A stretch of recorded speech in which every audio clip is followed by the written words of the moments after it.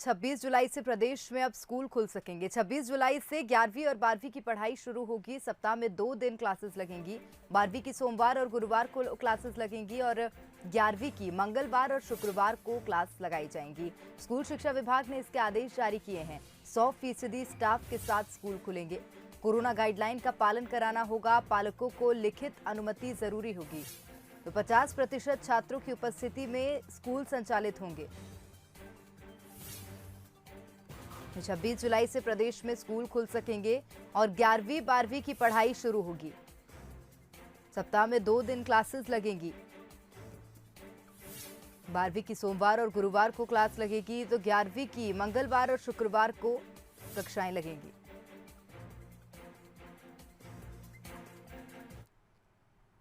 Corona की तीसरी लहर की आशंका है, लेकिन लोग हैं कि मानने को तैयार नहीं हैं। शहडोल में प्रभारी मंत्री रामखेलावन पटेल के दौरे के दौरान सोशल डिस्टेंसिंग की जमकर धज्जियां उड़ी। मंत्री के आसपास बिना मास्क के लोग घूमते नजर आए। वहीं जब मंत्री रामखेलावन पटेल से बात की गई तो उन्होंने कहा कि वो जहां जाते हैं लोगों को मास्क और सोशल डिस्टेंसिंग की नसीहत देते हैं।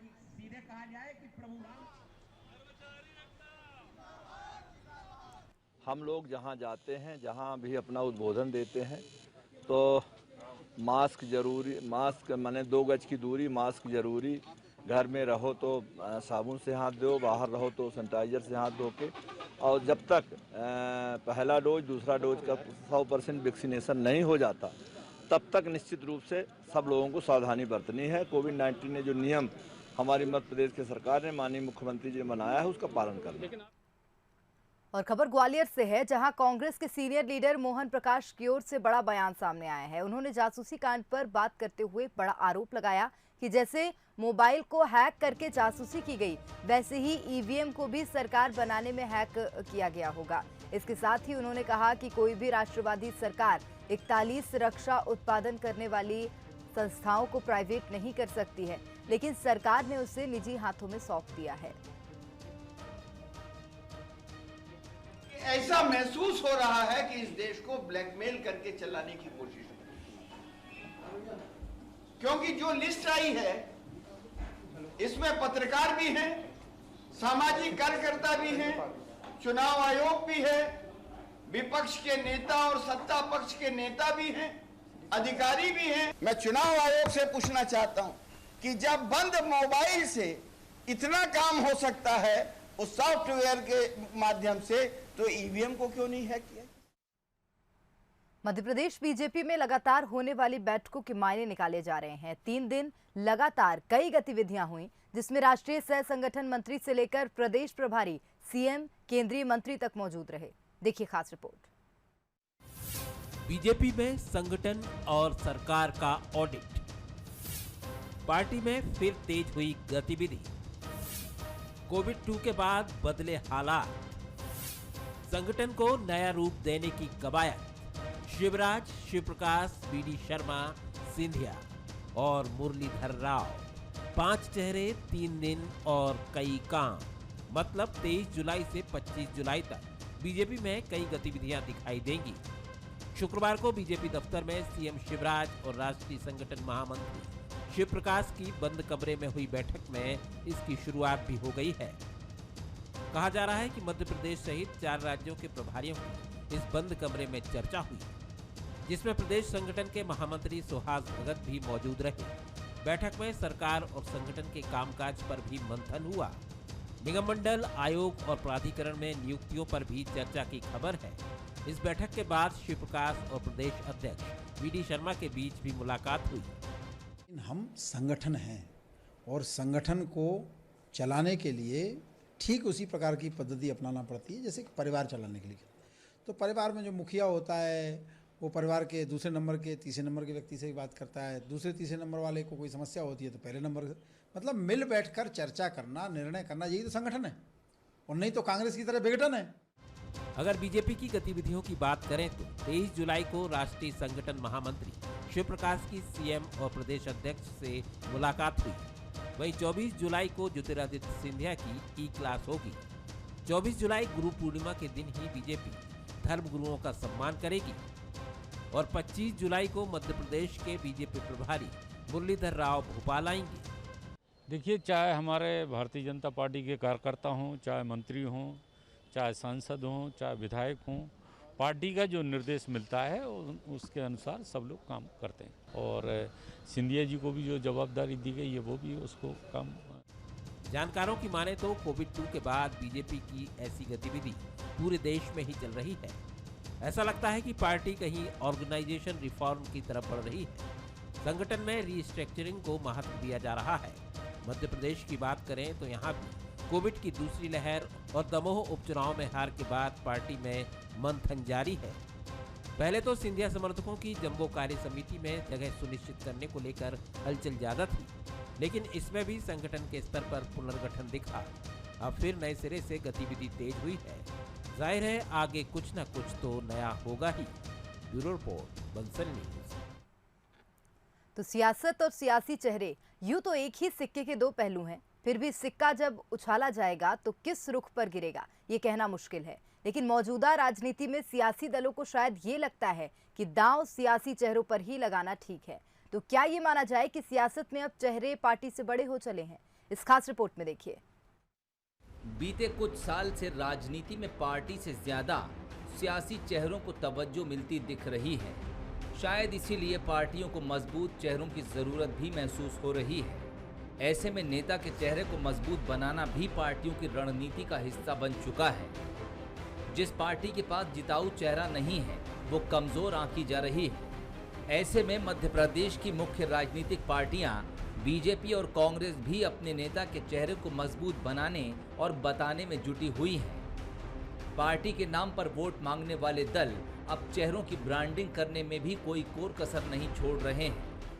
बंद कमरे में रह के ट्वीट पे कमलनाथ ही आगे हो सकते हैं, जनता के बीच में शिवराज जी आगे। मैं मानता हूं कि शिवराज की और कमलनाथ जी की कोई तुलना नहीं है। वो जनता के बीच का है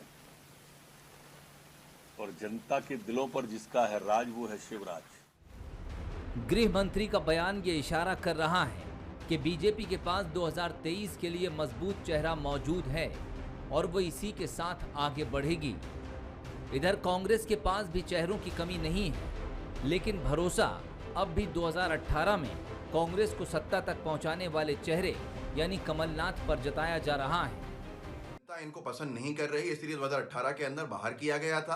जबरदस्ती आए हैं सत्ता के अंदर। 2023 में जनता फिर से इनको बाहर कर देगी। जनता के बीच में कांग्रेस है और कांग्रेस कंधे से कंधा मिला के जनता के साथ खड़ी है और जनता का विश्वास कांग्रेस पार्टी के पास साथ है। ये सारी चीजें इसको प्रमाणित करती हैं। अब कोई कुछ भी कह ले, वो सब अपनी नाकामियां छिपाना है। कांग्रेस को यकीन है कि 2023 में भी वो इसी चेहरे को आगे कर बीजेपी को पटखनी दे पाएगी।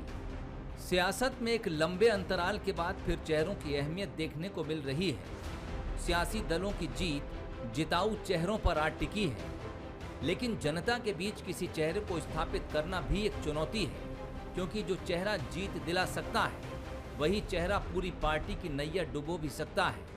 ऐसे में चेहरे के चुनाव से लेकर उसकी ब्रांडिंग भी सियासी रणनीति का अहम हिस्सा हो चला है। Bureau report, Bansal news. आगे बढ़ते हैं। महंगाई आसमान पर है। बैतूल में बात गैस सिलेंडर की हो, घर के किसी सामान की हो या पेट्रोल के दामों की, महंगाई ने आम आदमी की कमर तो बेशक तोड़ी है। यही कारण है कि कांग्रेस पूरे प्रदेश में महंगाई के मुद्दे पर हल्ला बोल है, तो महिला कार्यकर्ता भी नए नए तरीकों से आंदोलन कर रही हैं, अपना विरोध जता रही हैं। और ऐसा ही अनोखा प्रदर्शन बैतूल में भी देखने को मिला, जहां गैस सिलेंडर की अर्थी निकालकर अपना विरोध जताया गया। प्रदर्शन के जरिए एक ही संदेश दिया गया कि महंगाई की कम हो रफ्तार, इतनी है सबकी दरकार, कैसे भी हो बस सुन लो सरकार।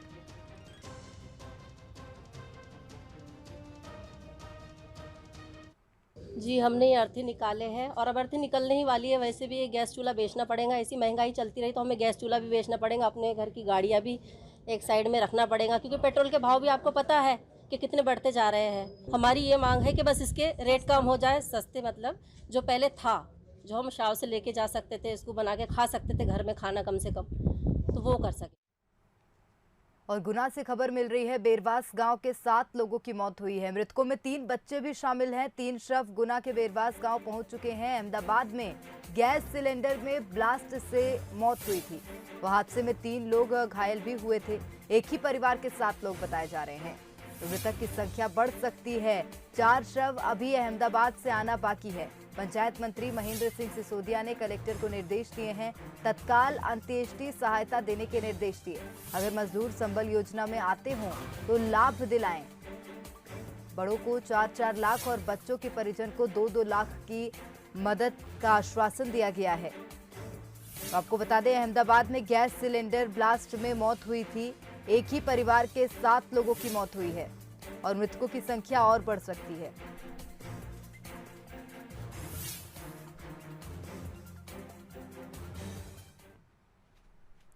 छिंदवाड़ा पुलिस की सतर्कता के चलते एक मासूम को अपहरणकर्ताओं ने चंगुल से बचा लिया। दरअसल बदमाश 2.5 साल के एक बच्चे की कुंडीपुरा थाना क्षेत्र में कुसमेली मंडी के पास अपहरण कर ले गए थे। घटना की सूचना जैसे ही पुलिस अधीक्षक विवेक अग्रवाल तक पहुंची तो उन्होंने मामले में तत्परता और गंभीरता दिखाते हुए एक एसआईटी का गठन किया और कुछ घंटे में ही गुरैया क्षेत्र में मासूम को सकुशल बरामद कर लिया गया। बच्चा पूरी तरह से स्वस्थ बताया जा रहा है। वहीं परिजन ने पुलिस टीम को धन्यवाद दिया।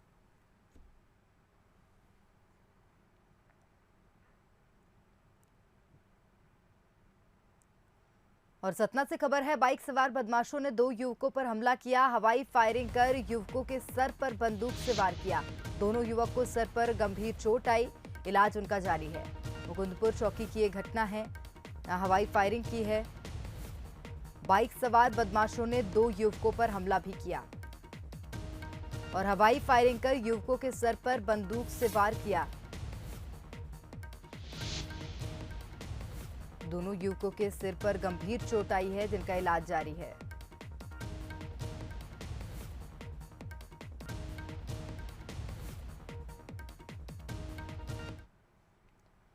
आगे बढ़ते हैं। अशोकनगर के कलेक्ट्रेट में शॉर्ट सर्किट से अचानक ब्लास्ट हो गया, जिसके चलते कलेक्ट्रेट के सोलर पंप रूम में आग लग गई। जानकारी के मुताबिक कलेक्ट्रेट में आगजनी की घटना से निपटने के लिए इंतजाम नहीं थे। वहीं ब्लास्ट होते ही मौके पर हड़कंप मच गया और लोग जान बचाकर भाग निकले।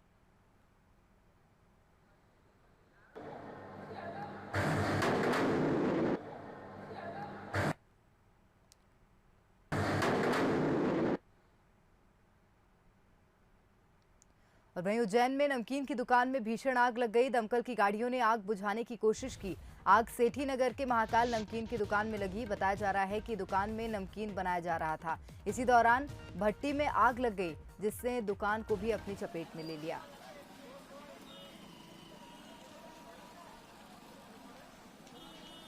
तो नमकीन की दुकान में ये भीषण आग लगी है। दमकल की गाड़ियों ने आग बुझाने की कोशिश की और आखिरकार आग पर काबू पाया।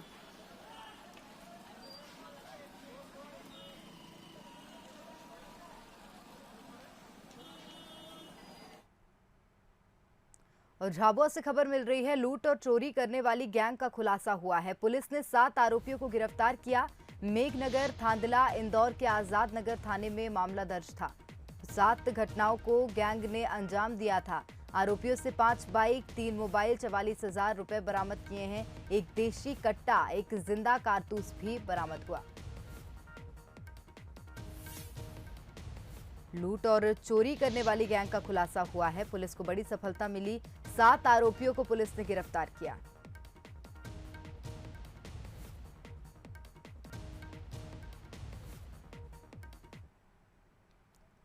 और भिंड से अगली खबर मिल रही है। 3 दूध डेयरी पर छापामार कार्रवाई हुई। पुलिस और खाद्य विभाग की टीम ने छापा मारा है। 5,000 लीटर मिलावटी दूध बरामद किया। व्यापारी डेयरी बंद कर भाग निकले। छापे की कार्रवाई से व्यापारियों में हड़कंप मच गया। 3 दूध डेयरी पर यह कार्रवाई हुई है। पुलिस और खाद्य विभाग की टीम ने छापा मारा।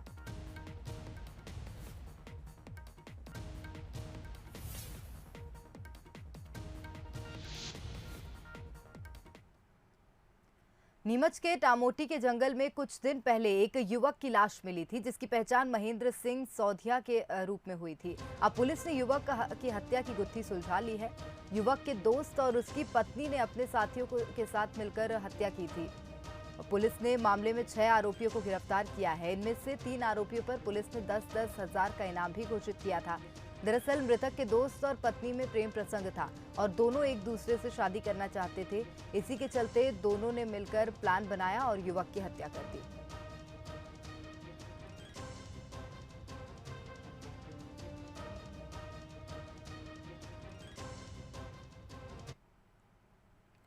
जिस पुलिस के भरोसे आप और हम अपने आप को सुरक्षित महसूस करते हैं, वो पुलिस खुद ही सुरक्षित नहीं है। ऐसा हम इसलिए कह रहे हैं क्योंकि प्रदेश की राजधानी भोपाल में पिछले कुछ दिनों में पुलिस कई बार पिट चुकी है। देखिए इस खास रिपोर्ट में।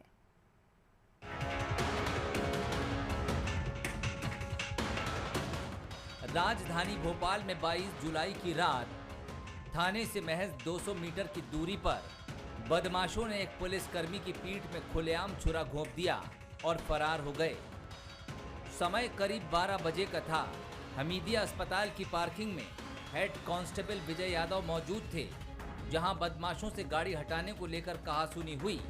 बात बढ़ी तो बदमाशों ने विजय यादव को घेर लिया, पीठ में छुरा घोंपकर कानून व्यवस्था की धज्जियां उड़ा दी। 5 बदमाश पकड़े गए, बाकी की तलाश जारी है।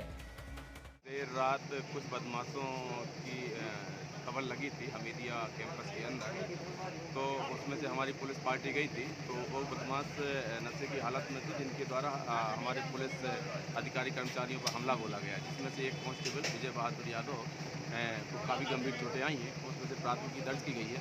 लगभग 5-6 लोग पुलिस अपेक्षा में लिए गए हैं। एक जिस गाड़ी से लोग गए हुए थे वो गाड़ी ली गई है। बाकी लोगों की पतारसी की जा रही है। देर रात हेड कांस्टेबल विजय यादव पर हुए हमले के बाद भोपाल पुलिस हरकत में आई। बदमाशों के ठिकानों पर पुलिस ने ताबड़तोड़ कार्रवाई कर अतिक्रमण कर बनाई गई दुकानों को ढहा दिया। कोइफिया थाने के 2 पुलिसकर्मियों पर हमले के बाद भोपाल पुलिस अब एक्शन में आ गई है। अलग अलग थाना इलाके में लगातार कार्रवाई की जा रही है। आप देख सकते हैं यहाँ पर जो है 6 जो बदमाश थे, उसमें से एक आसिर शाह जो बदमाश है, उसके मकान पर ये कार्रवाई की जा रही है। बताया जा रहा है ये जो मकान है उसको अवैध तौर पर कब्जा करके रखा हुआ था लंबे समय से, और पुलिस ने अब इसमें एक्शन दिखाती हुए इस जो कब्जा वाला मकान है वो खाली करा रही है। आप देख सकते हैं सामान को पूरा बाहर निकाल दिया गया है। जिला प्रशासन, नगर निगम और पुलिस की टीम मिलकर ये संयुक्त कार्रवाई कर रही है। अलग अलग थाना इलाके की बात करूं, गौतम नगर में भी कार्रवाई की गई है और वहां पर जो है मकान जो है जमींदोज किए जा रहे हैं। अलग अलग जो ठिकाने हैं, गुमठी हों या फिर अवैध मकान हों या दुकानें हों जो कब्जे करके रखे हैं और सरकारी ज़मीन पर बनाए हुए हों, ऐसी जगहों को चिन्हित किया जा रहा है। वहाँ पर कार्रवाई की जा रही है। आप यहाँ पर भी देख सकते हैं कार्रवाई जारी है। यहाँ पर जो थाना प्रभारी हैं साजनाबाद जहीर खान साहब, उनसे ही बात करें। सर, ये किसका मकान है और क्यों कार्रवाई करी जा रही है? ये कल जो है कोइफिजा पुलिस पर रात को हमला हुआ था छुरी से। उसमें एक आरोपी आशिर शाह, ये आशिर शाह यहाँ पर रहते हैं अपनी फैमिली के साथ में। आशिर शाह का मकान जो है खाली करा जा रहा है। पुलिस के निर्देश है कि अपराधी तत्व जो है कहीं ऐसी जगहों पर ना रहें जिससे अपराध फैलने की आशंका और बढ़ जाती है। तो इसी परिदृश्य में ये मकान खाली कराने की कार्रवाई की जा रही है। सर, क्या समाज में एक संदेश देने की कोशिश है सर, इस तरीके के जो लोग हैं उनको? हम एक समाज में रहते हैं और पूरे समाज की और परिवार जो है समाज की एक यूनिट है। ये परिवार की भी जवाबदारी है कि वो समाज में अपराधों को फैलने से रोके और उसकी जवाबदारी तय होना चाहिए। ये संदेश सिर्फ इस बात का है कि अपराध को पकड़ना, अपराधी तत्वों को रोकना सिर्फ पुलिस ही के नहीं अपितु पूरे समाज की भी जिम्मेदारी है। तो जो अभी एक फरार आरोपी बता रहा है उसकी गिरफ्तारी को लेकर क्या कुछ और क्या टीमें लगी हुई हैं? टीमें लगातार लगी हुई हैं। काफ़ी अपराधी हमने गिरफ्तार कर लिए हैं। नामजद जो बचे हैं उनके भी घरों पर दबिश दी गई है और शीघ्र ही उन्हें गिरफ्तार कर लिया जाए। ये कोई पहला मामला नहीं है जब राजधानी पुलिस पिटी हो। कोइफिजा पुलिस पर 3 महीने में दूसरी बार और भोपाल पुलिस पर यह तीसरा हमला है।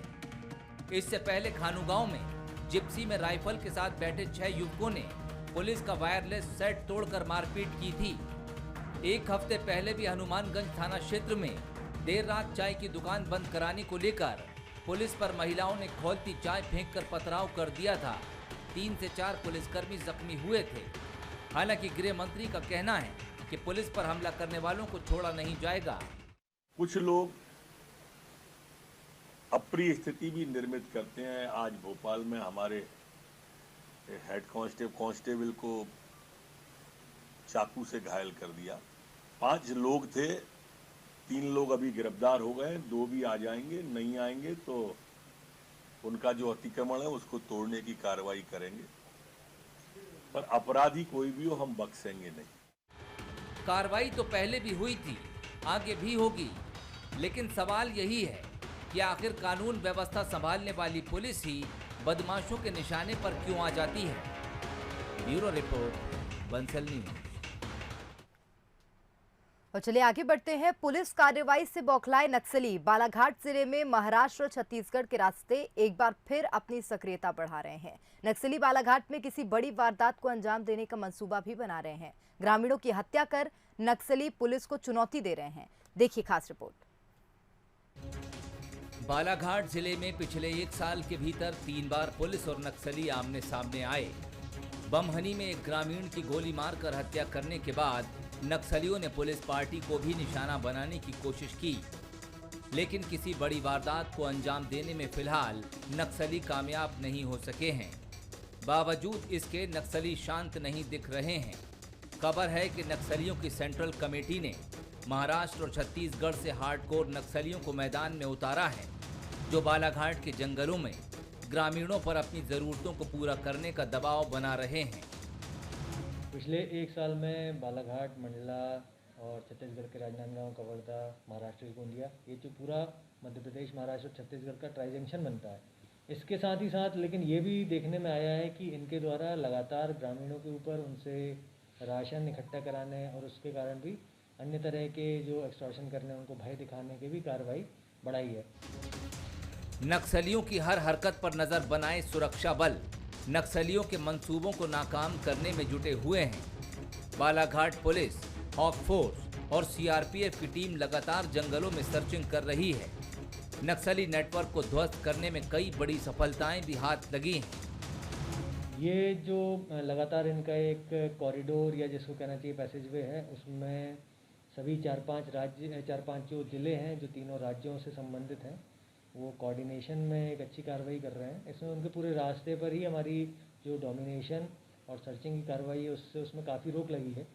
साथ ही साथ जो उनका गंतव्य स्थान है जहाँ पे वो पहुँचते हैं, तो उस एरिया में भी सूचना का तंत्र हमारा बहुत मजबूत हुआ है और सूचनाएं लगातार प्राप्त होने के बाद जो उसमें हम ऑपरेशन चलाते हैं, उससे भी उनको वहाँ पैर नहीं जमा पाते और उनकी रोकथाम हो रही है। बीते दिनों कोरोना से भी नक्सलियों की मौत की खबर है। पुलिस अपने नेटवर्क के जरिए नक्सलियों के भीतर पैठ बनाने में जुटी हुई है। हर नक्सली गतिविधि पर बारीकी से नजर रखी जा रही है, जिसका मकसद नक्सलवाद के जरिए फैलने वाले आतंकवाद को हर हाल में नेस्तो नाबूद करना है। अशोक मोटवानी, बंसल न्यूज।